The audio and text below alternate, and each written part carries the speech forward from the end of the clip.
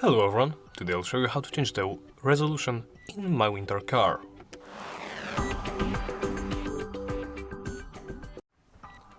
To change the game resolution, first launch the game from your Steam library.